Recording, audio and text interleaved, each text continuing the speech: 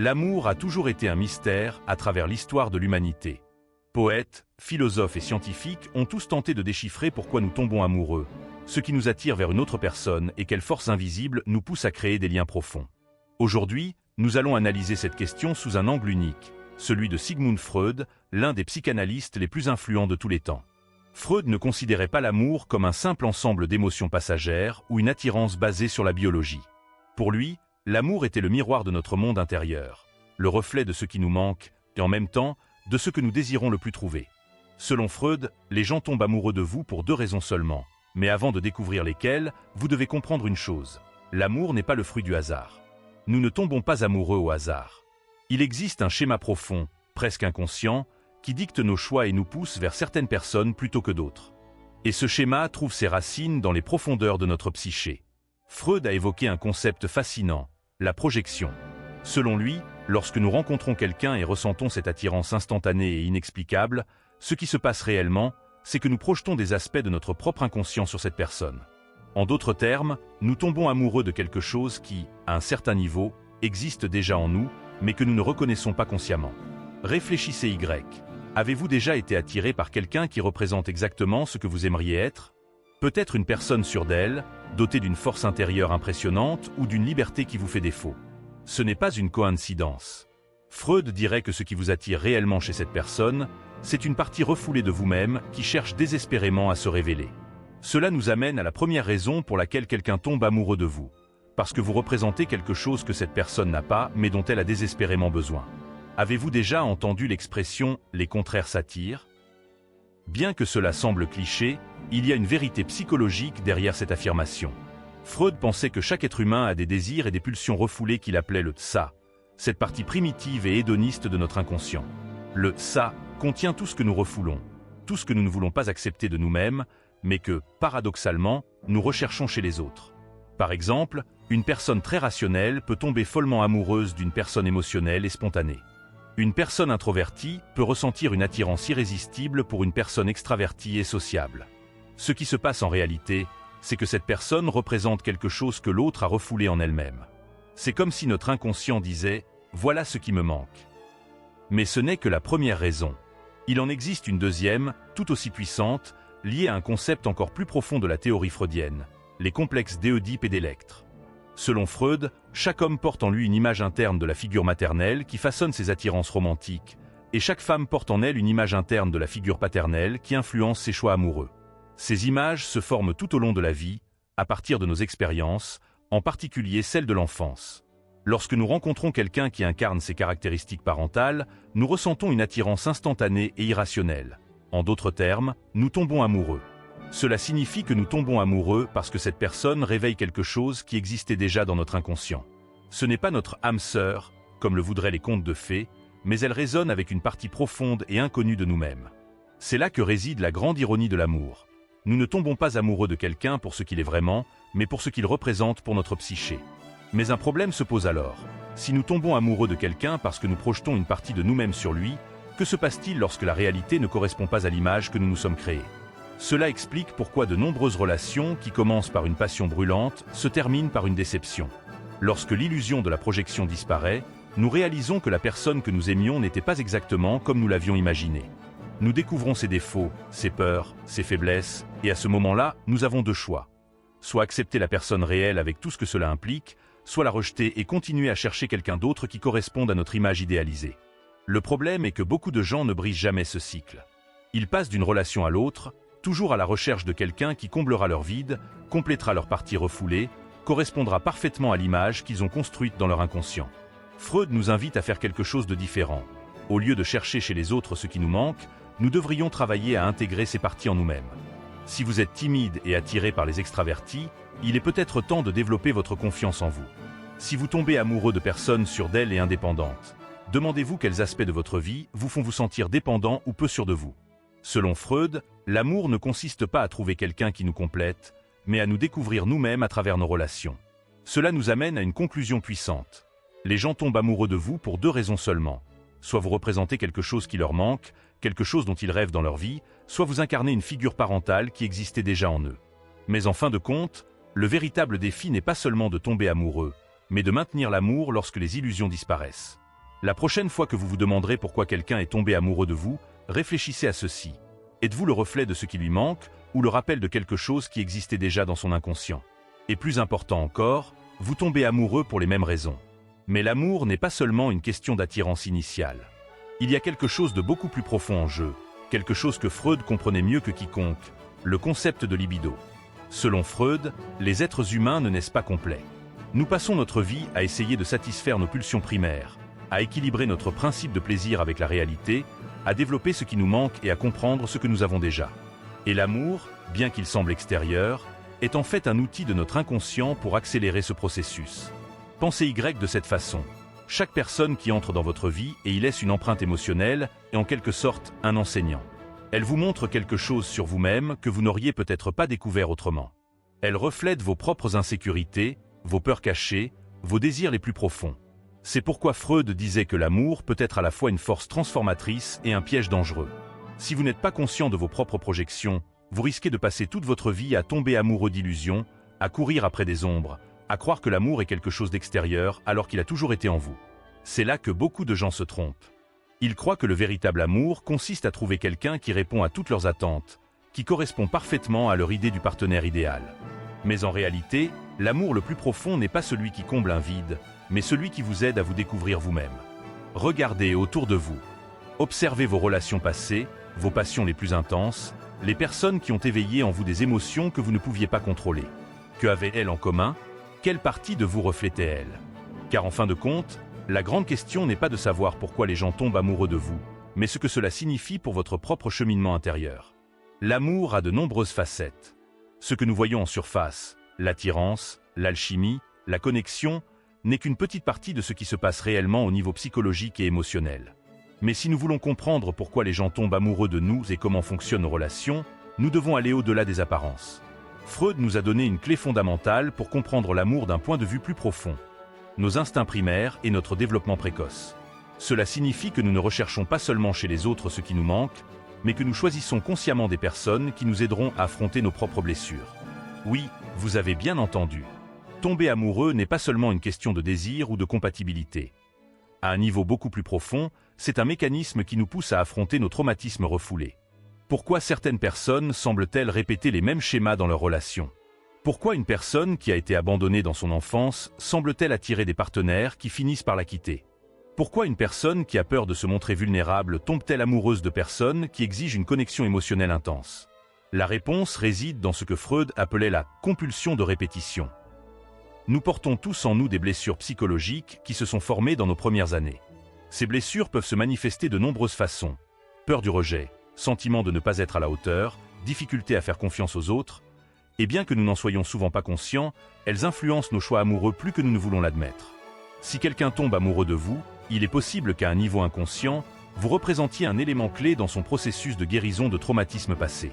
Il se peut que votre façon d'être lui rappelle quelque chose de son enfance, quelque chose que son psychisme tente de résoudre.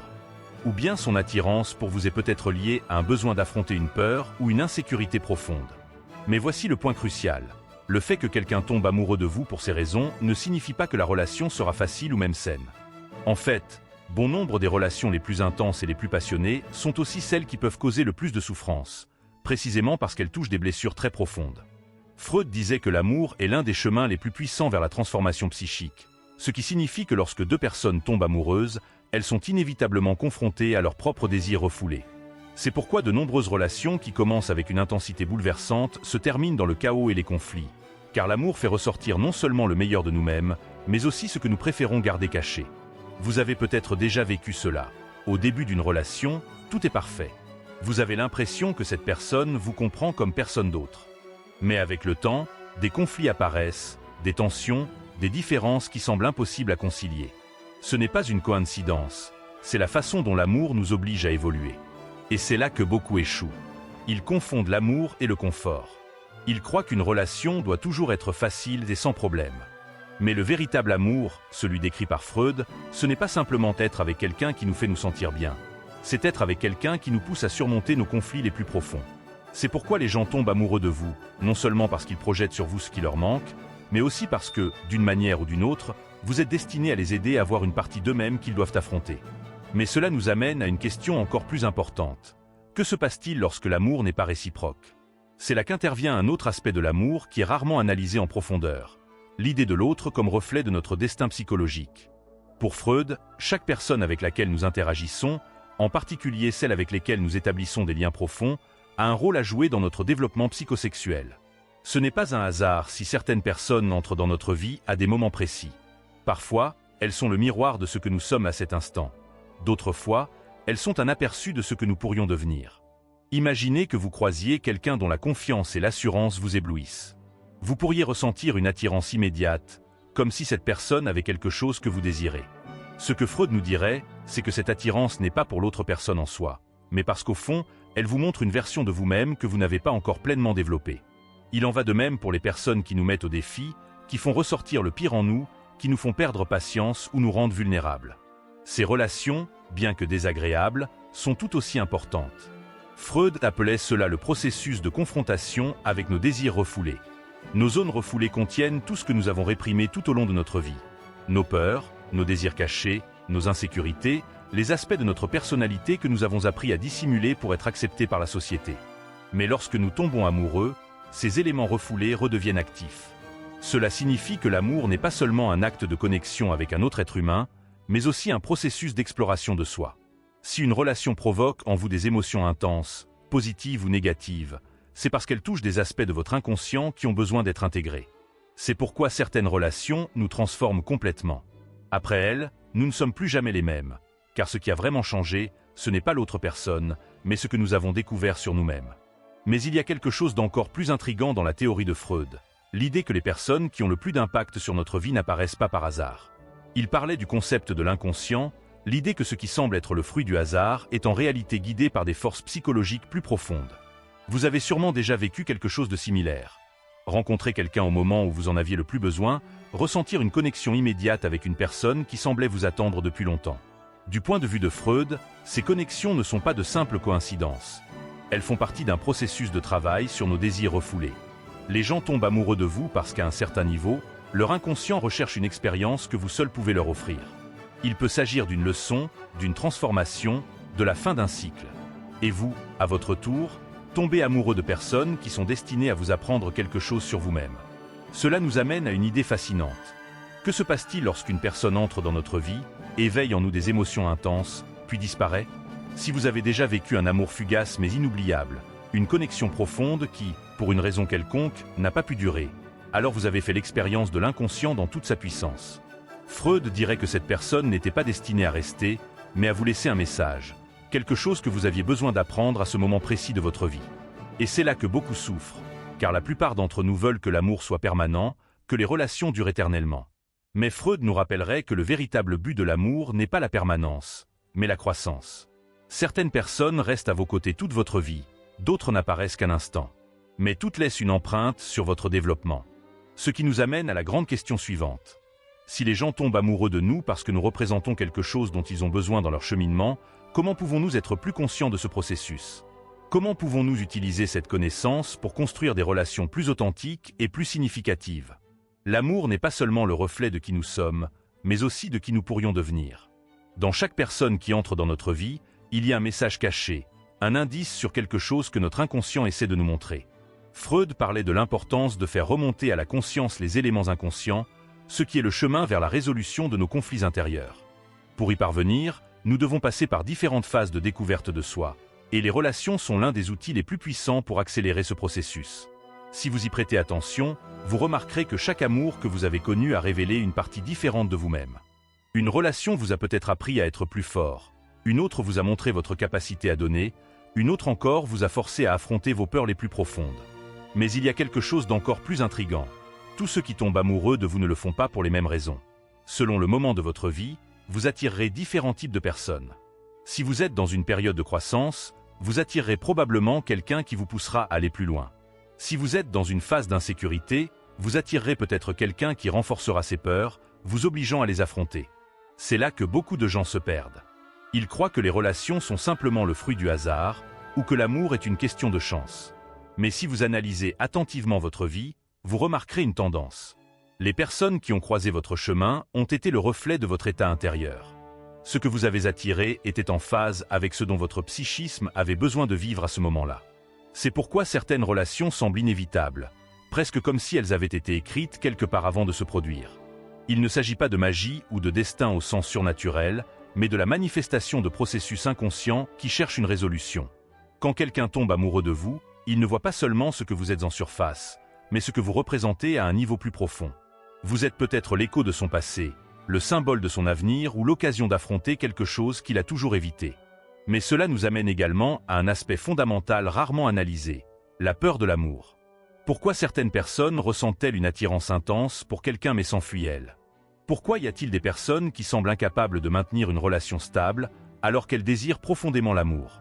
Freud nous donnerait une réponse claire, la peur d'affronter des désirs refoulés. Le véritable amour nous change, nous oblige à voir des parties de nous-mêmes que nous ne voulons peut-être pas affronter, nous met dans des situations de vulnérabilité, nous oblige à faire confiance, à lâcher prise, à nous ouvrir à une autre personne sans aucune garantie de ne pas être blessé. Et beaucoup de gens, même s'ils n'en sont pas conscients, ne sont pas prêts pour ce genre de confrontation. C'est pourquoi certaines relations ne se concrétisent jamais, même si l'attirance est forte. C'est pourquoi certaines personnes semblent prisonnières de schémas d'autosabotage, repoussant l'amour juste au moment où elles sont sur le point de le vivre dans sa forme la plus authentique. Le problème n'est pas un manque d'amour, mais la peur de ce que l'amour pourrait provoquer en nous. Et là, une autre question fascinante se pose. Si l'amour a le pouvoir de nous transformer, comment pouvons-nous apprendre à l'accepter au lieu de le craindre? La peur de l'amour n'est pas simplement une résistance superficielle. Dans de nombreux cas, il s'agit d'un mécanisme de défense profondément ancré dans l'inconscient. Freud expliquait que la psyché humaine est composée de multiples couches, et l'une des plus influentes dans notre vie est l'inconscient, cette partie de nous-mêmes que nous avons refoulée ou niée au fil des ans. Lorsque nous tombons amoureux, nos désirs refoulés se réactivent. Nous ne voyons pas seulement chez l'autre ce qui nous attire, mais aussi ce qui nous interpelle. C'est là que beaucoup de gens vivent un paradoxe. Ils désirent l'amour, mais en même temps, ils le rejettent parce qu'ils ont peur de ce qu'ils pourraient découvrir en eux-mêmes. Cette peur se manifeste de nombreuses façons. Certaines personnes développent un comportement autodestructeur et se retirent juste au moment où la relation commence à s'approfondir. D'autres créent des conflits inutiles afin d'éviter inconsciemment de s'engager réellement. D'autres encore sont attirés par des personnes émotionnellement indisponibles, ce qui leur permet de ressentir du désir sans avoir à s'engager réellement.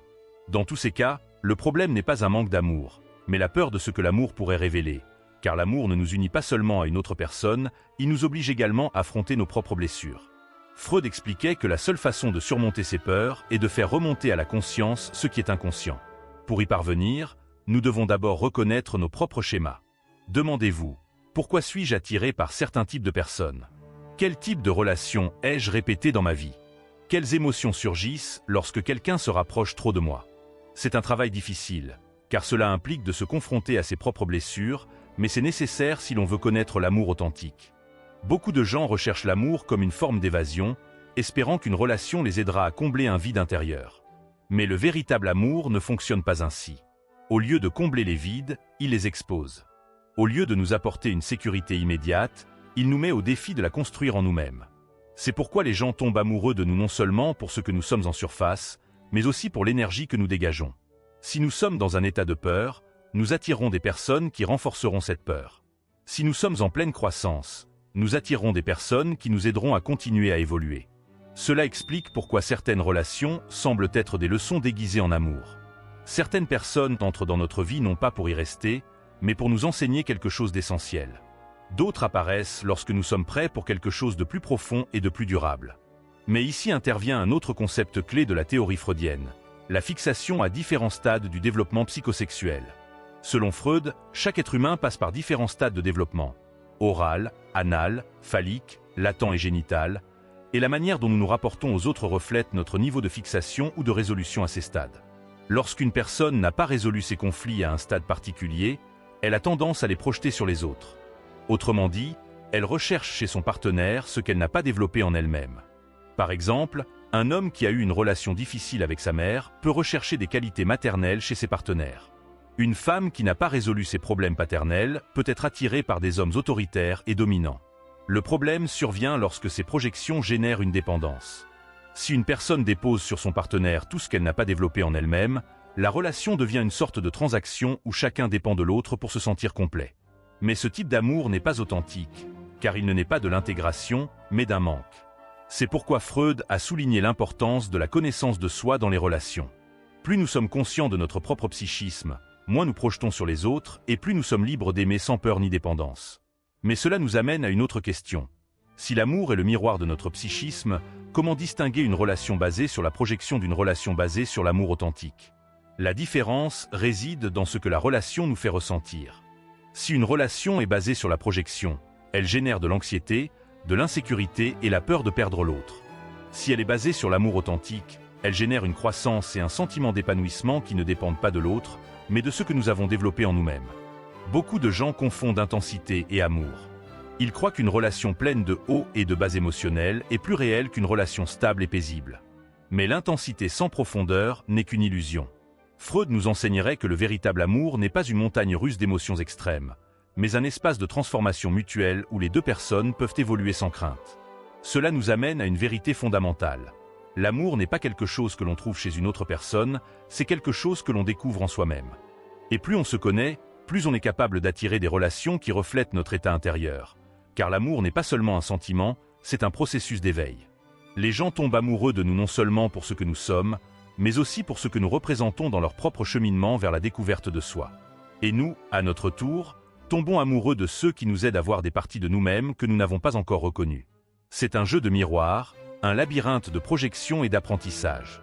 Si nous observons attentivement, nous pouvons voir qu'il existe des schémas dans la façon dont les gens entrent dans notre vie. Ce n'est pas une question de hasard, mais de résonance. Freud parlait de l'inconscient, l'idée que derrière des événements apparemment aléatoires, des forces psychologiques plus profondes sont à l'œuvre. En matière d'amour, cela signifie que les personnes n'apparaissent pas par hasard sur notre chemin. Chaque rencontre a une raison, même si nous ne la comprenons pas sur le moment. Par exemple, certaines personnes ressentent une connexion instantanée avec quelqu'un sans avoir échangé beaucoup de mots. C'est comme si elles se connaissaient déjà, même si elles se rencontrent pour la première fois. Ce phénomène peut s'expliquer par les désirs inconscients, ces pulsions et impulsions cachées qui influencent nos perceptions et nos réactions. Lorsque deux personnes se rencontrent et ressentent une attirance immédiate, il est possible que leur inconscient ait reconnu quelque chose chez l'autre avant leur conscient.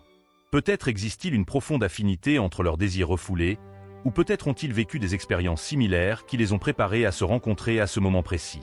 Mais l'important est que toutes les connexions intenses ne sont pas destinées à durer. Certaines personnes entrent dans notre vie uniquement pour catalyser un changement. Elles sont comme des étincelles qui déclenchent une transformation, mais une fois qu'elles ont rempli leur rôle, elles s'éteignent. Cela peut être douloureux, car l'esprit rationnel recherche la stabilité et la permanence. Cependant, Freud nous enseigne que chaque relation a un but, et que s'accrocher à quelque chose qui a déjà accompli son cycle ne fait que générer de la souffrance. Vu sous l'angle de Freud, l'amour est un phénomène qui va bien au-delà de l'attirance superficielle. Il s'agit en réalité d'un processus de transformation où chaque rencontre avec une autre personne agit comme un portail vers une compréhension plus profonde de nous-mêmes. Certains tombent amoureux pour des raisons qui semblent évidentes.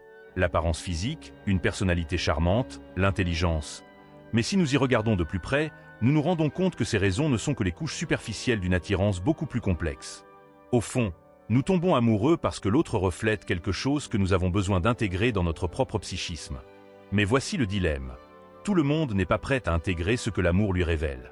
Certains, confrontés à leurs propres désirs refoulés, choisissent de se retirer ou de saboter la relation. Il n'est pas rare qu'une personne qui aspire à la liberté finisse par choisir des partenaires contrôlants, ou qu'une personne qui craint la solitude recherche inconsciemment des relations qui lui donnent le sentiment d'être abandonnée. Cela s'explique par le fait que l'inconscient ne recherche pas nécessairement ce qui nous rend heureux, mais ce qui nous est familier. Si une personne a grandi dans un environnement où l'amour était lié à la souffrance, elle peut inconsciemment reproduire ce même schéma dans sa vie adulte. Freud pensait que la première étape pour briser ces cycles était la prise de conscience. Une fois que nous avons identifié les schémas qui ont guidé nos choix amoureux, nous avons la possibilité de les transformer. Mais cela demande du courage, car cela implique de remettre en question des croyances profondément ancrées et de s'ouvrir à de nouvelles façons de vivre l'amour.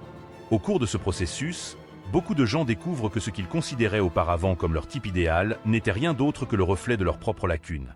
Ils réalisent qu'ils ne cherchent pas quelqu'un pour les compléter, mais pour les accompagner dans leur évolution.